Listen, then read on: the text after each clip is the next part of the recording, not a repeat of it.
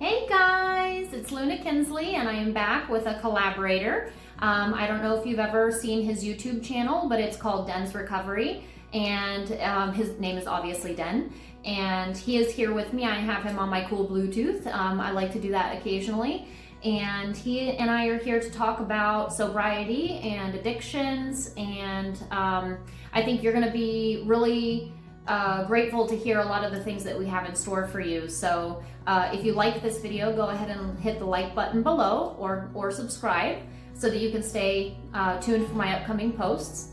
But here is Den. I'm going to have him say hello. Hello. There we go. And so I'm actually going to just read him a couple of questions because I want you guys to be able to view somebody else's perspective instead of just mine on what it's like to go through having to recover from substance abuse.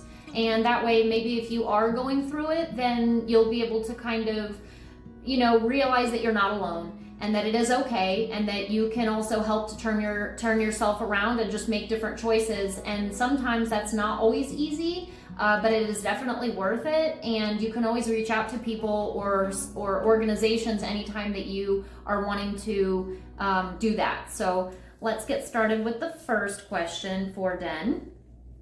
What made you want to get sober? I just got really tired of living the life I was.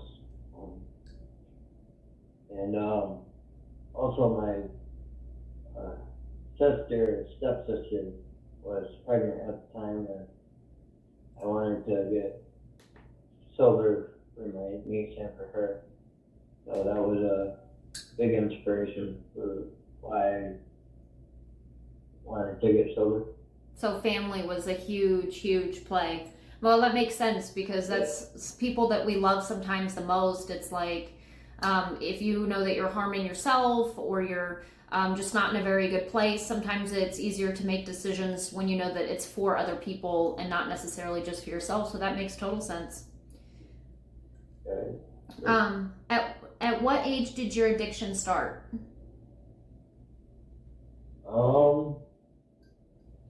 I would have to say about 18, 19. I started drinking. Okay. Then when I hit 21, it got worse because I was really able to buy the alcohol. Mm-hmm.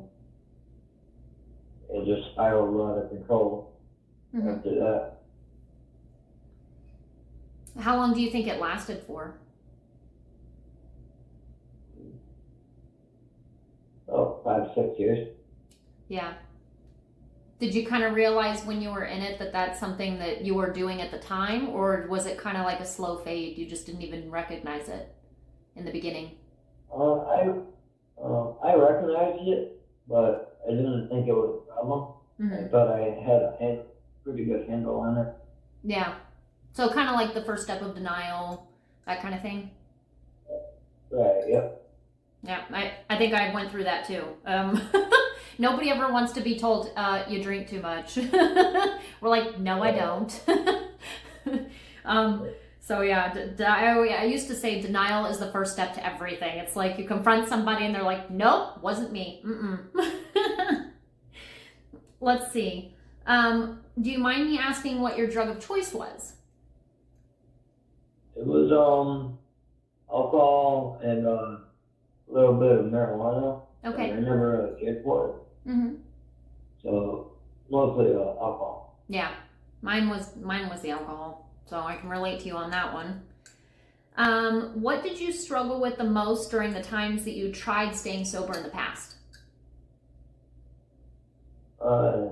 Staying away from certain people because I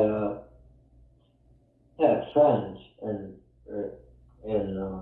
active addiction, and we drank together. So in the beginning, it was hard to stay away from that. Yeah.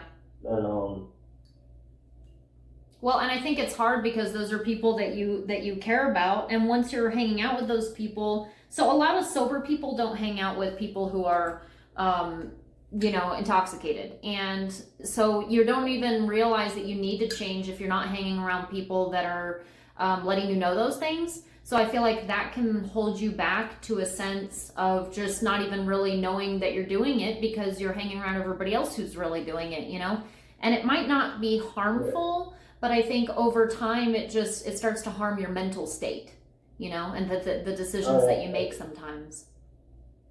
Yeah, definitely. So, and then have you found that maybe since you've come out of it, have your friends done the same thing, or did you have to start putting boundaries and separating yourself from them once you decided to try to, to become sober? Well, some of my friends later have gotten into recovery, and some are doing well now. Oh, that's good. And some have unfortunately relapsed and overdosed. Oh, I'm really sorry to hear that. Do you think that maybe you were an inspiration to the ones that tried, that have recovered? I don't know. I never thought about it. I'd like to think I was, but I honestly don't. Well, you never want to give yourself too much credit because then that's like a sense of being prideful. But I think maybe, so back when I was 12, I had a couple of friends. Occasionally I would go and drink. And so I lived in Spain. My dad was in the military. And so I hung out with the girls. And they drank. In Europe, you drink a lot. And so I was 12 years old, mind you. Now, there were 3 girls that I hung out with, and one of them did not drink at all. And I always thought it was so cool that she could be the one that just never drank, even though the rest of us did occasionally.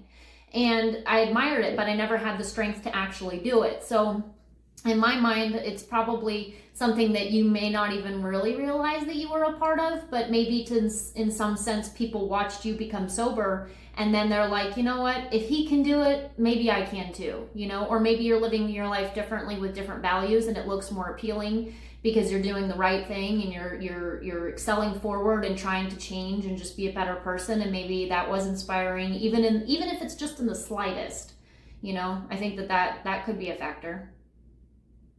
Yeah.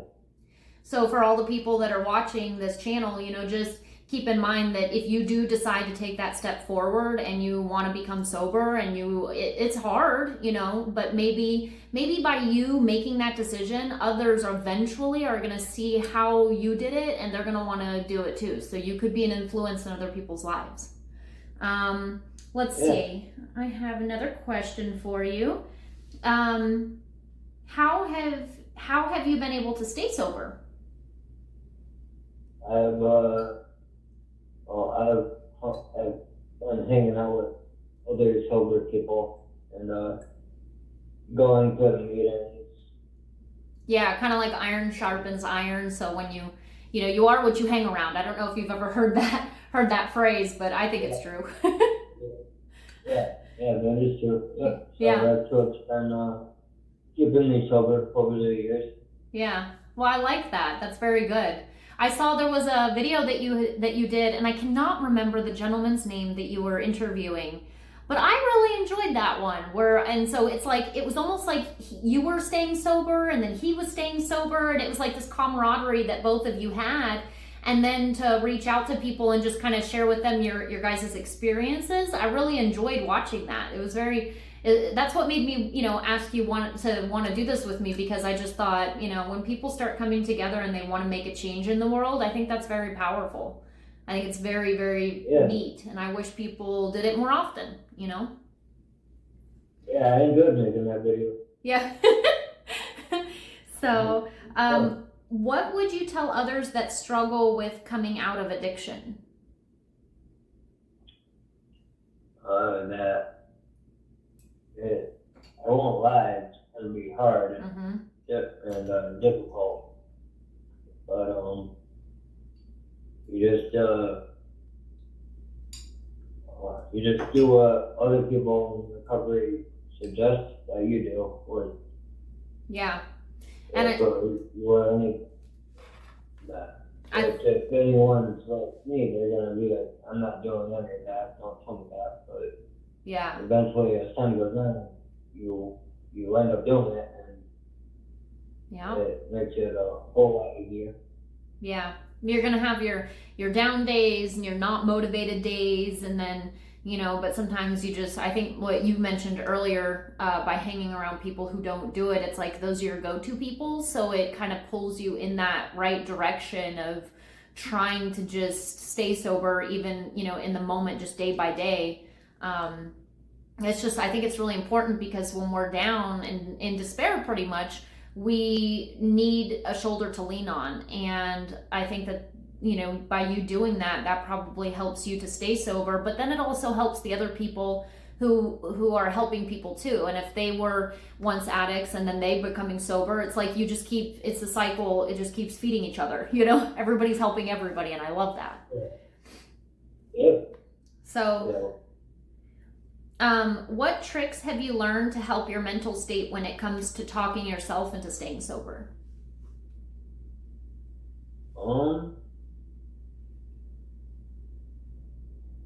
I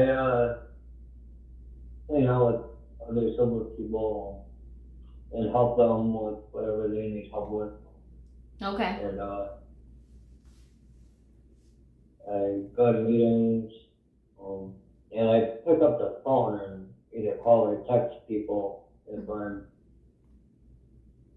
in the wrong frame of mind, and they kind of help to keep me grounded and keep me focused on what I have to do. So would you say more so now that you're more open and honest about like those hard, painful feelings that are on the inside when you're going through it, versus like for me in the past, I used to hide my feelings, and it was like my deepest secrets, and I would never tell people when I was going through it. Do you think now that now you're able to reach out to people that you trust that can uplift you, do you feel it's easier to open up about that and that they're more understanding, and that's maybe what helps you to stay sober now?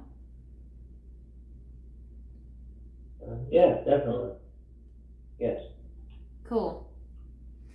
How is life different for you now?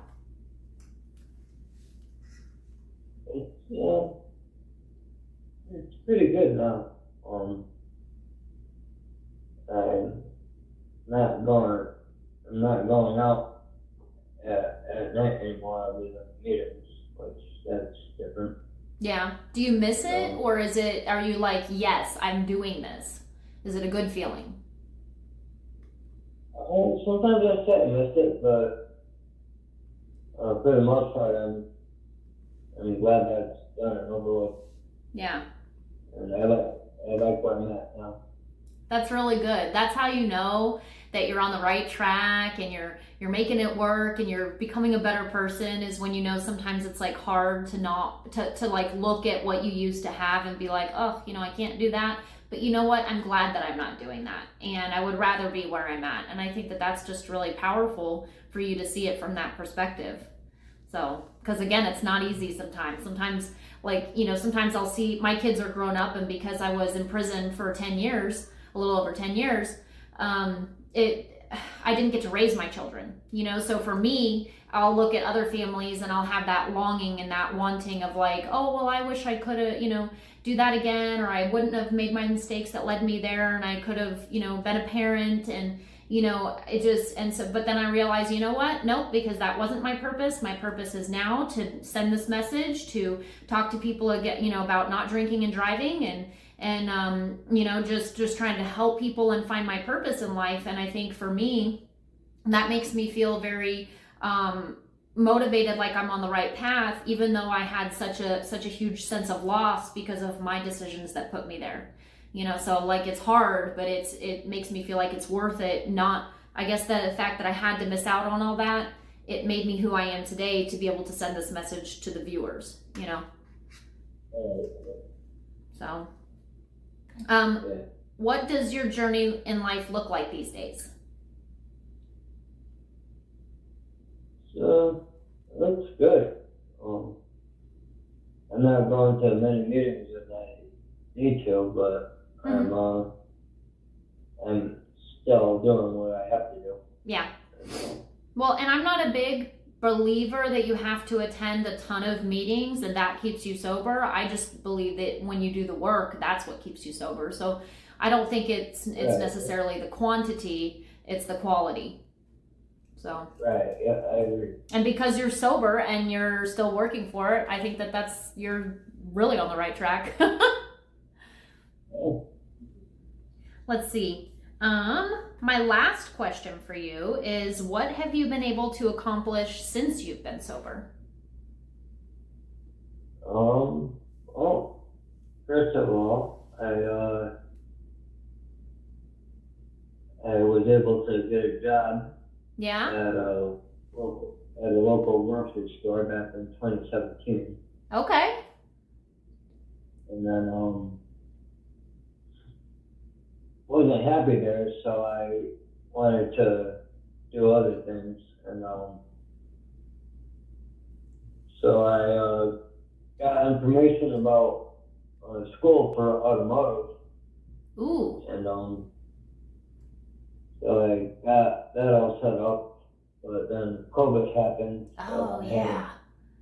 put that on the back burner for a bit. Yeah. And then once the restrictions and lockdown ended, I was able to move forward and go down that road. When COVID came, was it hard? Did it make it harder to stay sober, or was it just kind of like the same? Because, I was in prison during COVID, so I'm not really sure what happened in the free world when COVID happened, other than what I saw in the news. Yeah, it was easy for me to stay sober through the lockdown. I just talked to people and just I knew what I had to do and I did it. Yeah. But I eventually had to drop out of school because I got COVID and so did my grandmother. Oh, And, yeah. Then I ended up getting a job at my local garage, and I'm still currently there testing vehicle emissions. Okay. I think COVID really affected people in a lot of different ways. And even if they never got it, maybe they knew somebody who did, or, that makes me wonder too if it affected a lot of people who were on substance abuse, like drinking or drugs, or I don't even know if that's a thing, like if it made the body or the immune system weaker, so that maybe that had an effect. I'm not sure. Have you ever heard anything about that? No, I haven't. But I know for a lot of people, isolation can be dangerous. Yes. I just hope that they were able to push through it and have people to talk to. Yeah. And how long have you been sober now? Over 8 years. Oh my God, I love it. 2015. Oh, that's so cool. I'm so proud of you. It probably gets easier as time goes on too, Yes, it does. That's awesome. Thank you, Den, for participating in this collaboration. It really means a lot to me and to the viewers, so that we can get another perspective on what it's like to go through sobriety, and also what it was like a little bit prior, and our mindset and how the struggles are real. So thank you for being here with me and talking about everything. I really, really appreciate it. You're welcome. Thank you for allowing me the opportunity. You're welcome. And we will talk to you later. Bye.